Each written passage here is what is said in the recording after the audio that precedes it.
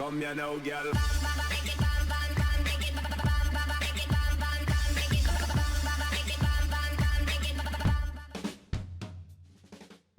Hello and welcome to What's Map, your one-stop shop for everything workshop. I'm BonBonB and you're very, very welcome. Well, if you're looking for a map which is a European style map, then this is going to fit neatly. But equally, if you're looking for a North American map, even though this has got European in the title, this will work very nicely for you too. In fact, pretty much anywhere in the world which is pretty flat and has got an interesting waterfront, this map will work nicely for. Which is quite surprising when you consider that it's my first map. I know, right? But before we crack on and have a look at this very first map from this first, well, it's version 2, but it was only 24 hours after version 1, so it's the same map basically. Before we get on and have a look at this, I need to put right what once went wrong. And this once was, well, last week, when in episode 1020, I covered St. Mark's Church, Zagreb, Croatia by Raccoon. And in my commentary, I said that the texturing wasn't too sharp and crisp. And it's Garfield who mentioned into the comments that I felt that I was a little bit harsh, and words were said in the comments, and we had a proper grown-up discussion. And I always like to put things right if I can. So we've gone with a full-on cinematic here. So this took me some time to do. And even then, it still looks a little bit rushed. But trust me, lots of time went into this. So yes, we've got dynamic resolution, sun shafts, the whole kit and caboodle going on here. And a cinematic that I think it took about 20 minutes to record the full fly-through.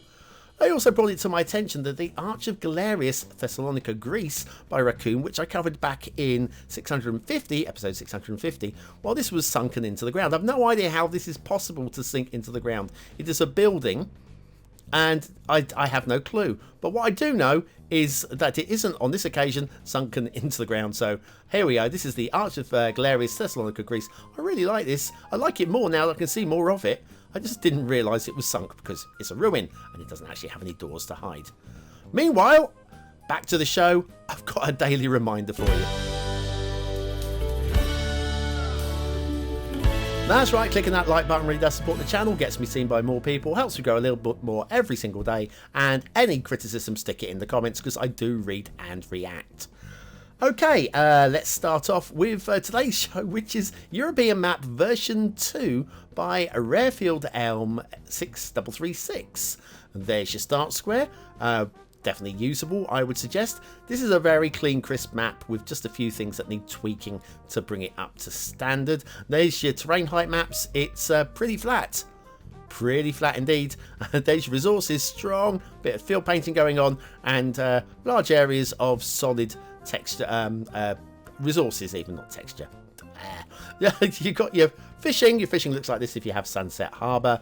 And let's have a look over on the workshop. It's a mass transit map. You will need mass transit for this one. We have the 2-lane roads and stuff. We've got a couple of things to subscribe to. A 3-lane 2-way highway. We'll be using the realistic 1.4.5 European theme and the real neutral LUT. Okay, let's go and have a look at the map. We got there eventually. I like to get in a bit quicker than this, but I think it's only fair when somebody's got somebody's done a little bit hard done by something I've said or didn't mean to say, came out wrong. With Raccoon, I really do like their work. They are literally one of my favourite creators, and if we had a new item from them every day on the workshop, I would love it. I know it's not that easy. Goodness me, it's not that easy. But anyway, let's have a look at today's map. It is mostly vanilla. All the trees are going to be vanilla today. And it's quite well done. There are some minor tweaky bits throughout the map. Like, say, this bridge here, the first rail bridge we're coming to here. It's just a little bit on the low side. It's almost the right height. It just needs bringing up a couple of taps. And there's going to be just loads of little things like that. Nothing that's going to put you off wanting to play on the map if you like the map, and nothing that's going to take very long to fix if you want to fix it as you're going along. Unlike, I can't remember what maps we've had. There was a map we had fairly recently that did need quite a little bit of, all the little bits of fixing, but they were a little bit, it was more hands-on, whereas this, all the little things on today's map are fairly easily fixable. My only grumble, I think, in terms of gameplay is with these 2-lane highways. And it has been mentioned in the comments on the map as well. It's one of these maps that you could end up with a huge city on because there's a lot of space. Now, how much traffic will these 2-lane highways carry? Well, a decent amount. And yes, of course, you can upgrade it as you go along later on. Nice intersections, nice looking bridge coming up. Yes, you can upgrade them as you're going along, and I guess that's how a city evolves, says the guy who's just started doing a tutorial on how a city evolves. But let's not digress too much. It's pretty nice, I've got to say. It's got a proper nice feel to it. I don't feel a map has to have 3-lane highways throughout, but definitely I feel there are places on the map where that 3rd lane could have been brought into good use. Anyway, heading down to... now, some of these intersections aren't really intersections. They are junctions. Like this one here. We've got a junction. We've got a couple of slip roads coming off of that to just keep things moving slickly. And, of course, you can't transfer all the way across. Oh, yes, you can with this up and over bridge. I forgot about that up and over bridge. But, yes, that's how you would get across that road by not actually leaving this national road highway here. Now, there are lots of little things. I've mentioned lots of little things about the map, like here. Did you see that rail? Did you see the level crossing? Look at this level crossing in the shape of a lamppost. A street lamp right in the middle of the rail. It's not going to affect the game in any way, shape or form. And again, very easy to fix that, but it is something that I have to point out as being a detailing error. Minuscule things. I'm okay with it, really. But it does give me something to talk about. Sometimes maps you've got nothing to talk about, well, you can whiz over them really quickly and there's not really too much to do. Oh, we do have all of the toll booths leading into the start square, whichever direction you come from. So point that out. Also, this is at the branch line. Oh, the same old ones. The same old ones. I do need to point out also, there is actually a lake on this map where there are some drowned trees, and so yes, they've got their trunks on for that. I'm not going to show that today because honestly there's so many other little things to look at on this map that a few trees on the edge of a lake that are just slightly in the water isn't really something we're going to be focusing on. Anyway, this highway actually ends just into the start square right here, so we'll pull back, have a bit of a look at the start square and prepare ourselves for the asset review. And I'm going to try and do a good asset review today. Shall we do that? Shall we? I think we shall. Today's asset is the Living Lab Furniture Store by Sanzang. Now, reading the comments on the workshop for this one, it does seem this is a Canadian a furniture chain, and it's a lovely building again. Of course, lovely buildings. Sanzang's first asset on the workshop, so good work for a very first asset. Really quite impressed here. Okay, factoids because factoids. And back to the United Kingdom from the old secondary country, Canada. Secondary country. Secondary to the United States. Secondary. They're so nice. They don't mind being the second country to anywhere, apart from possibly Greenland. Factoids because factoids. Henry VII was the only British king ever crowned on the field of battle. Henry VII, the only British king ever crowned on the field of battle. To my shame, I couldn't tell you too much about Henry VII. I'm not super up on that sort of era, but never mind. The Living Lab Furniture Store by Sanzang. I like this. Very cute, very usable, and very suitable for most builds, I'd say. So we head back to the highways. Now, which way should we go? We do have a level crossing there, so this is good. Okay. Which way should we go? Shall we? I'll go... Oh, yes, there's things going on in this direction. We'll have a little loop down here. So, again, we've got junctions rather than intersections, which is going to slow down your traffic a little bit. And so that'll require a little bit of planning and slow growth, and just making sure that you don't go for that big boom of growth in one location all at the same time. Of course, if you're playing with mods and you want to unlock a few tiles and do growth in lots of different spots on the map, this might work very nicely indeed. There's definitely room for a big city build on here, or lots of mediums. I wouldn't even say small towns on this map, but medium-sized towns. Oh, there's another one of the toll booths. I did say about toll booths, didn't I? A little bit of income before you even get started. Yes, it's one of these maps that it's got lots of little different feature areas. Like there's a little... oh, look at this. Shall we... No, we'll keep going. We've got like an ore mining area, which strangely enough doesn't actually have any ore resources on it, but I don't think that matters too much, but it also does at the same time. We've got a swampy style area. We've got a really lovely riverfront area. We've got a nice bridge. I've got to say, now this is a really nice bridge. Again, though, if we're going to be really pedantic about pillars and stuff like that, if we go into the middle of the bridge here, have a look down here, we've got these street lamps in the middle of the highway. Now, I know exactly what's caused that one. Also, we've got catenaries clipping through the suspension cables. But hey, hey, little things. It still looks really good. From a medium distance, that looks amazing, does it not? Yes, it does. So let's always find something positive to say, because I do feel the standards, especially for a first map, are pretty damn solid. Okay. Oh, I'm going to upset somebody with the D word there. I know. I'm sorry. Okay. Yeah, we've got pillars, and do you know what? I think we'll do a little bit of work on this. Watch this. Ready? There you go. Straight. Just get out of the way of the tanker just in time there. All right. So anyway, that's that one fixed. Probably a few other bits and pieces we could do on the map, but I don't really want to tinker too much today. We've got a bit of catenary chaos going on there with the portals actually in the lines. Again, won't affect the game at all, and most people won't even notice it, so that's fine. Personally, I would use the catenary replacer mod just to get rid of them. Do we need them? Diesel trains, that's what we need. Diesels or live rails. Nice. Okay, speaking of live rails, this is definitely an electrified line. Electrified lines with encroaching foliage, as you can probably tell on the left-hand side there. So yeah, a few of these branches leading in here might cause some shorts, but there is something worse encroaching onto a rail line that might cause some real true electrical issues. We will find something like that in a moment. Meanwhile, let's have a little look at here. Now, here is a little bit of broken bit of rail. You may notice little bit of broken rail. Oh, also encroaching power lines cutting across. Ooh, out, zing. That is definitely going to zing. I would say there's some sort of safety hazard going on there. And yes, here's broken line here. That is not connected. Again, so easy to fix. Wouldn't take 2 seconds, but I'm not going to do it. Over here we have got, again, some sidings which aren't properly connected. Is that an issue? Was it left deliberately? I don't know. Anyway, heading down here, we are going to find something shocking. Absolutely shocking. Are you ready for something shocking? I can't remember where it is, but it's definitely up here. Oh, I was shocked.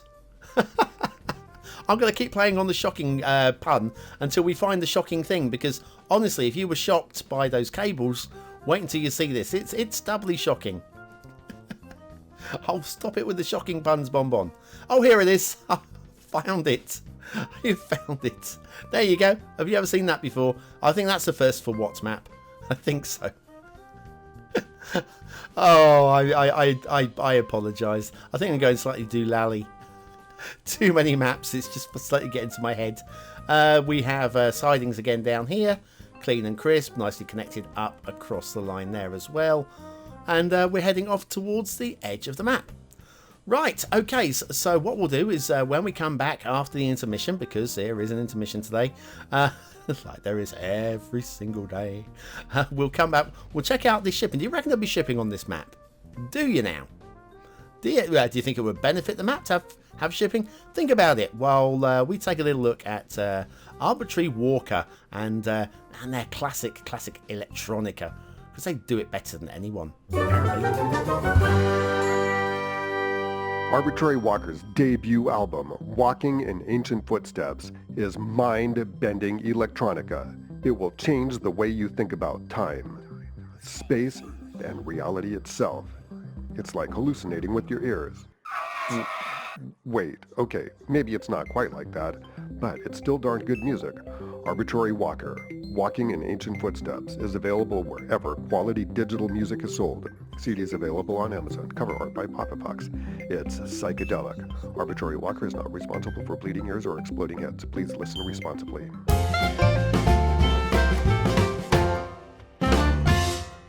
We are back. We've finished hallucinating with our ears, and we are back to the shipping route, and we do have one. Now, I'm going to suggest we want to switch over to some custom ships, some smaller ones, because the vanilla ships will really crash through there. Also, the pillar would be crashed through even by the custom ships, the smaller ones, using the advanced vehicle options. Bit of a right angle turn there, but I guess it has to be if we are going to come up here. And we got all sorts of trouble here navigating all of these pillars. And yeah, it's just a wee bit of trouble.